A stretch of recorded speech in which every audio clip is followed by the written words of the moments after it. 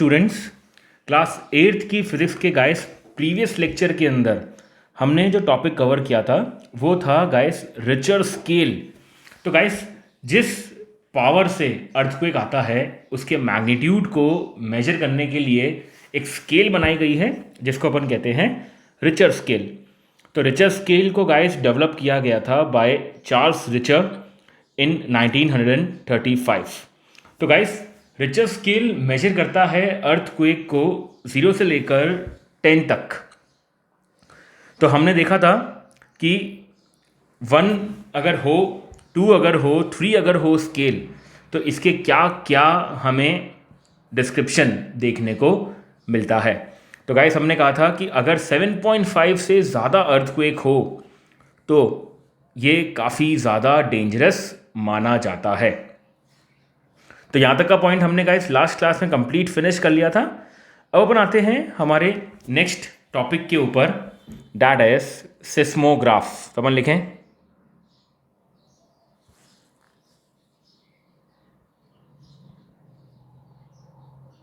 Seismograph.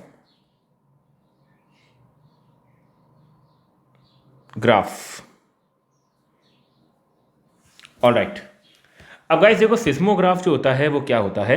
Guys अर्थ में ये जो वाइब्रेशंस होते हैं जिसको अपन अर्थक्वेक कहते हैं, यहाँ से गाइस जो वेव्स निकलती है ना, जो वेव्स यहाँ से निकलती है, इन वेव्स को अपन कहते हैं सीस्मिक वेव्स।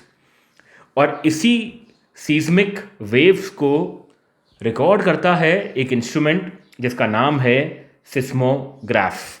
ऑलराइट, तो अपन यहाँ पे लिखें the waves the waves on the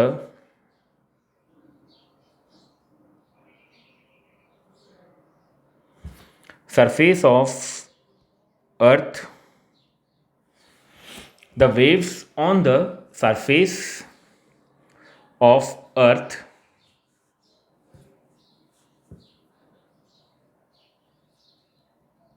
by earthquake is called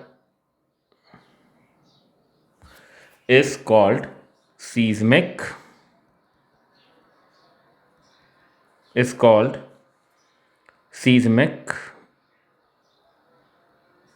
waves, and the waves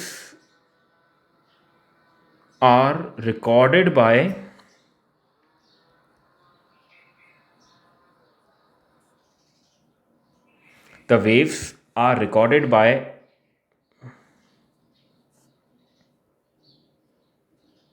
an instrument called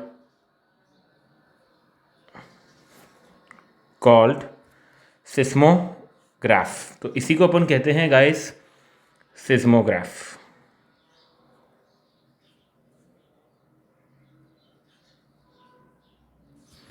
alright, तो अर्थक्वेक की जो वेव्स आती है ना गाइस, सिस्मिक वेव्स, उसको रिकॉर्ड करता है एक इंस्ट्रूमेंट सिस्मोग्राफ। ठीक है, तो देखो आपके जस्ट स्क्रीन के ऊपर ये आपको डायग्राम दिख रहा है सिस्मोग्राफ का। तो जैसे ही अर्थ के अंदर मूवमेंट होता है गाइस, तो ये कॉलम भी वाइब्रेट करता है। वाइब्रेशन करने से देखो यहाँ पर एक पेन है, ठीक है, राइटिंग इंस्ट्रूमेंट बोलते हैं इसको अपन। तो ये राइटिंग पेन जो होता है ये क्या करता है, यहाँ पे जो पेपर है इस पेपर के ऊपर ऐसे वेव्स बनाना स्टार्ट कर देता है ना, लाइक दिस, ऐसे कुछ इस तरह से इस पे वेव्स बनना स्टार्ट हो जाती है। और फिर इसी वेव को जो सिस्मोलॉजिस्ट होते हैं वो एनालाइज करते हैं और फिर इंटरप्रेट करते हैं कि अर्थक्वेक के क्या क्या फीचर्स है यहाँ पर। Is that okay? तो अपन इसके अंदर लिख लें पॉइंट बना करके। ये अपना पहला पॉइंट हो गया, इसमें डेफिनेशन हो जाएगी ये तो उसकी। दूसरा पॉइंट अपन लिख लें, it is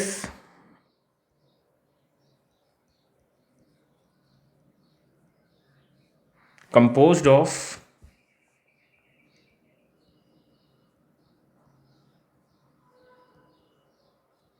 an oscillator, comma,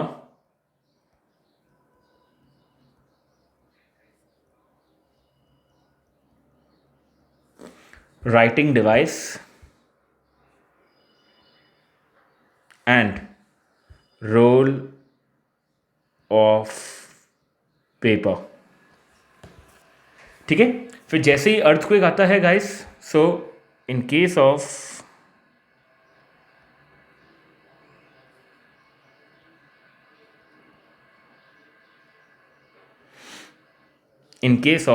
earthquake,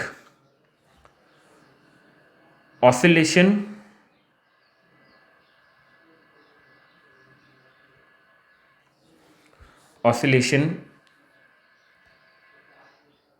in the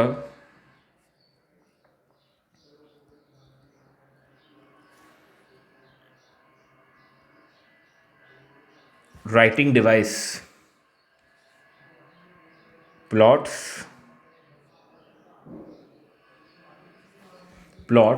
wave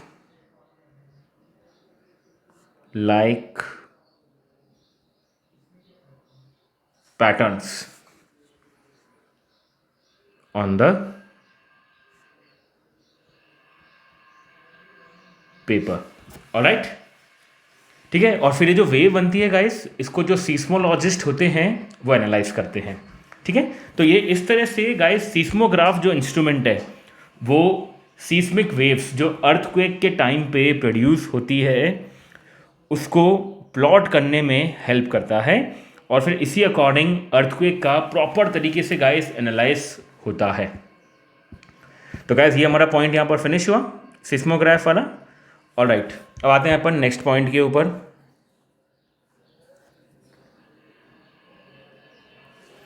okay. Damages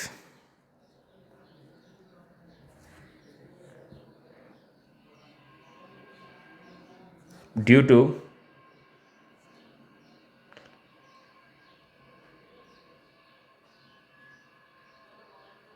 an earthquake.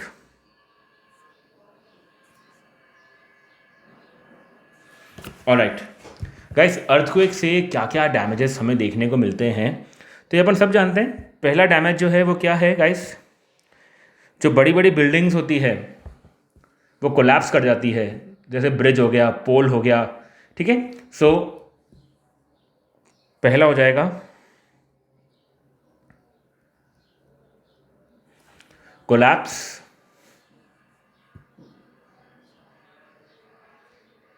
of man-made structures. Collapse of man-made structures like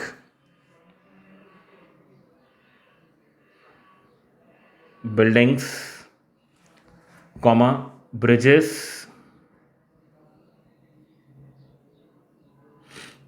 and poles. ठीक है गाइज, मैन मेड स्ट्रक्चर जो होते हैं, बिल्डिंग, ब्रिजेस वगैरह, ये सब कोलैप्स कर जाती है, वी ऑल नो. ठीक है. Next point. कई बार गाइज अर्थक्वेक इतना ज़्यादा होता है कि सुनामी भी आ सकती है इससे. ठीक है. So it can result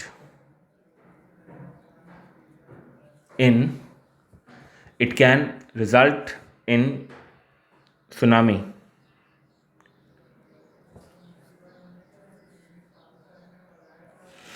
alright guys, कई बार ग्राउंड इतना जोर से शेक करता है अर्थक्वेक के टाइम पे कि लैंडस्लाइड होने का बहुत ज़्यादा डर रहता है. ठीक है. तो अपन यहाँ लिख सकते हैं द सॉइल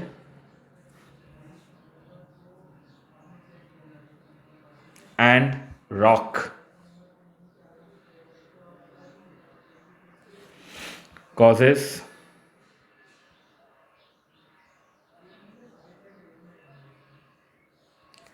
लैंडस्लाइड्स. ठीक है. ऑलराइट गाइस, अर्थक्वेक की वजह से कई बार फायर लग सकती है, पावर लाइंस डिस्कनेक्ट हो सकती है, जिसकी वजह से गाइस कम्युनिकेशन करने में हमें बहुत ज़्यादा दिक्कत का सामना पड़ सकता है। ठीक है, तो अपन यहाँ लिख सकते हैं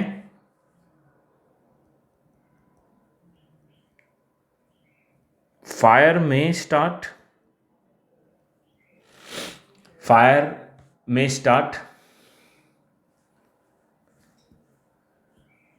which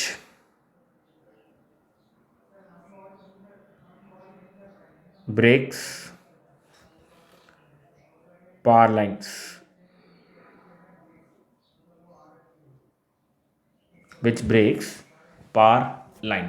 ठीक है, तो गाइस इसकी वजह से काफ़ी ज़्यादा डैमेज हमें देखने को मिल सकता है। तो आई होप ये सारे पॉइंट्स आपको क्लियर हो गए होंगे। ठीक है, अब आते हैं अपन नेक्स्ट पॉइंट के ऊपर कि अर्थक्वेक से कैसे अपन प्रोटेक्शन पा सकते हैं। ठीक है, तो नेक्स्ट पॉइंट है हमारा protection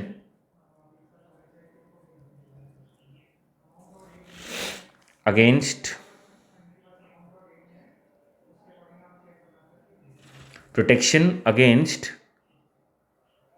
earthquake।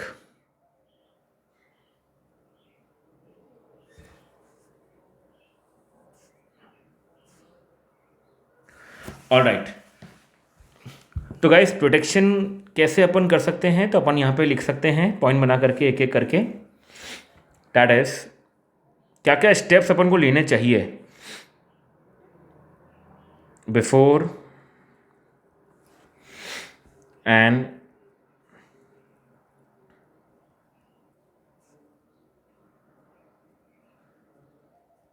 Earthquake. Guys earthquake से पहले हमें क्या क्या बना करके रखना चाहिए ताकि मान लो अर्थक्वेक अगर आ भी जाए तो हम उससे बचे रहें। तो पहला पॉइंट क्या हो सकता है इसके अंदर, देखो पहला पॉइंट ये है कि जो बिल्डिंग्स होनी चाहिए that should be made quake proof. ठीक है, so buildings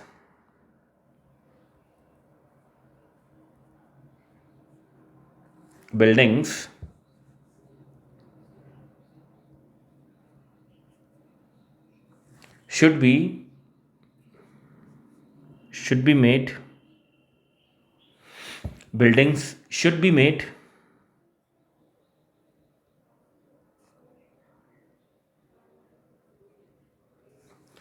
alright। Number 2 guys cupboards जो होते हैं वो वॉल्स पे अटैच कर देने चाहिए ताकि ये फॉल नहीं करें अर्थक्वेक के टाइम पे। ठीक है, तो अपन लिख सकते हैं कपबोर्ड्स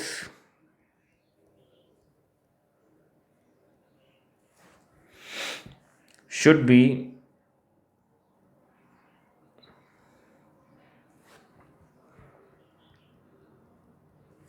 fixed to walls। ठीक है, ओके गाइस ड्रिल्स हमें बना देने चाहिए, प्रैक्टिस ड्रिल्स जो होते हैं, गड्ढे जो होते हैं, तो ये गड्ढे हमें फ्रीक्वेंटली ऑर्गेनाइज करने चाहिए, ये प्रैक्टिस करना स्कूल्स में या फिर पब्लिक प्लेसेस के अंदर। ठीक है, सो पीपल शुड बी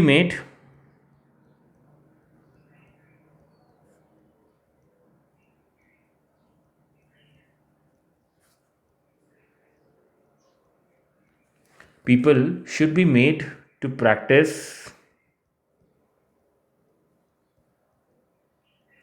हम सबको प्रैक्टिस होनी चाहिए ताकि अपन गड्ढे फटाफट से खोद सकें अर्थक्वेक के टाइम पे।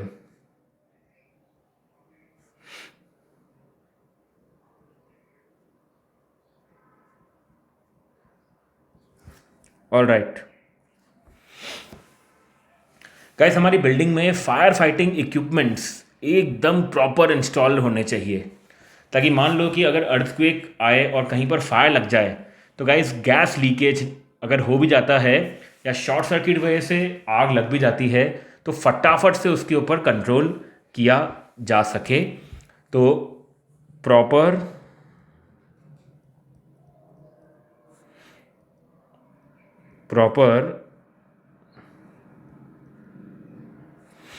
Installation of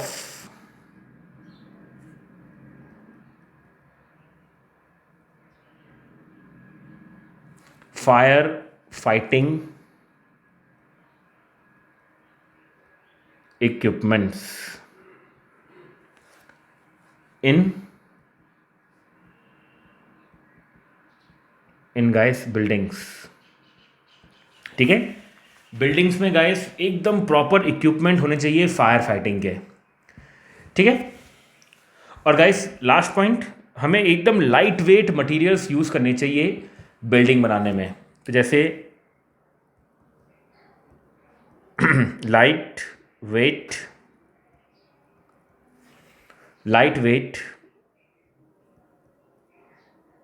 materials like mud,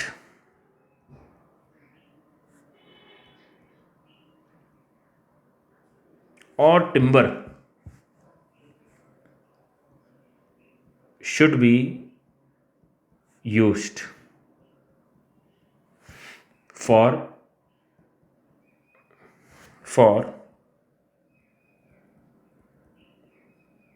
making buildings. ठीक है, तो अर्थक्वेक से पहले गाइस हमें ये स्टेप ले लेने चाहिए। ठीक है, अब नेक्स्ट पॉइंट देखते हैं अपन कि बाय चांस अगर अर्थक्वेक आ जाता है तो फिर अपन कैसे इसको प्रिवेंट कर सकते हैं। तो बी पॉइंट मेरा हो जाएगा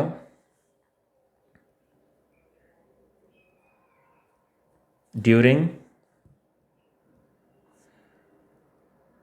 एन अर्थक्वेक।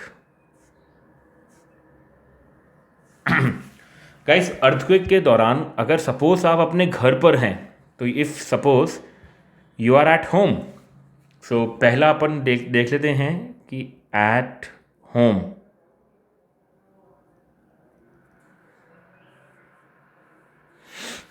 एट होम, तो गाइस पहला पॉइंट तो क्या हो जाएगा, अपन गाइस किसी टेबल के अंदर शेल्टर ले लें। ठीक है, और तब तक रहें जब तक कि अर्थक्वेक ख़त्म नहीं हो जाता। तो take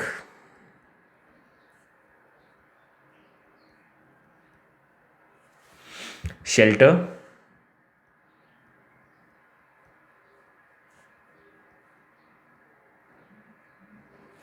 under a table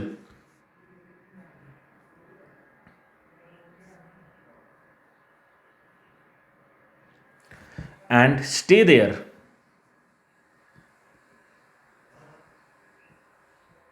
till shaking stops।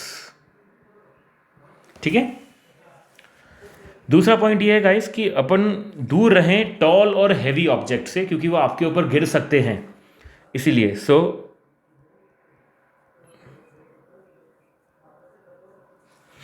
Stay away from tall and heavy objects. ठीक है, और गाइस अगर आप बेड पे हैं तो बेड से उठे नहीं, अपने हेड को पिलो से कवर कर लें। ठीक है, so protect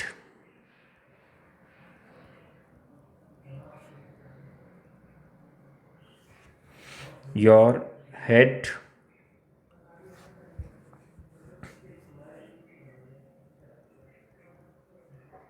with a pillow on bed. ठीक है, तो अगर आप बेड पर हैं गाइस, तो ये अपन सारे प्रिकॉशंस यूज़ कर सकते हैं। मान लीजिए कि अपन होम पे नहीं हैं, हम कहीं बाहर हैं, सपोज हम हैं कहीं आउटडोर्स। तो अगर अपन गाइस कहीं आउटडोर्स हैं, तो पहला पॉइंट हमें क्या करना है, हम एक एकदम क्लियर स्पॉट ढूंढें बिल्डिंग से बहुत दूर। ठीक है, बिल्डिंग से दूर, ट्रीज से दूर, पावर लाइन से दूर। ठीक है, वरना वो आपके ऊपर गिर सकते हैं। पहला पॉइंट हो जाएगा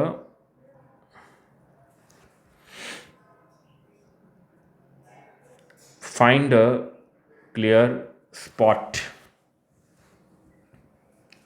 एकदम क्लियर स्पॉट ढूंढे गाइस अपन, ठीक है। और अगर गाइस आप सपोज कार में हैं, बस में हैं, तो उसमें से बाहर नहीं आए, ड्राइवर को कहें कि अपनी गाड़ी को एकदम धीरे चलाए और एकदम क्लियर स्पॉट पे ले जाने का ट्राई करें उसको, ठीक है। So if you are in a car or bus,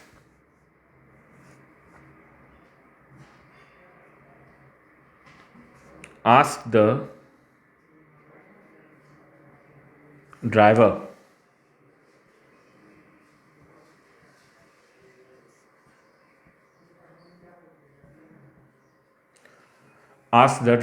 to drive slowly to a clear spot. Alright, तो गाइज ये सारे प्रिकॉशंस हमें लेने चाहिए अगर अपन आउटडोर्स हैं तो गाइज ये हमारा चैप्टर यहाँ पर कंप्लीटली फिनिश होता है, ये वाला सम नेचुरल फिनोमेनास, ठीक है। तो अब अपन नेक्स्ट क्लास के अंदर गाइस जो हमारा लास्ट चैप्टर है दैट इज टेरेस्टेरियल ऑब्जेक्ट्स वाला, उसको अपन गाइस स्टार्ट करेंगे। तो हमारा लास्ट चैप्टर है फिजिक्स वाले पार्ट का, हमारा कोर्स कंप्लीट फिनिश हो जाएगा उस केस के अंदर, ठीक है। तो अपन नेक्स्ट क्लास के अंदर गाइस नया जो चैप्टर स्टार्ट करेंगे। तब तक आप इसकी जो एक्सरसाइज है, इसके जो क्वेश्चंस हैं, उसको गाइस सॉल्व करना प्रॉपरली स्टार्ट कर दें। Okay, thank you so much.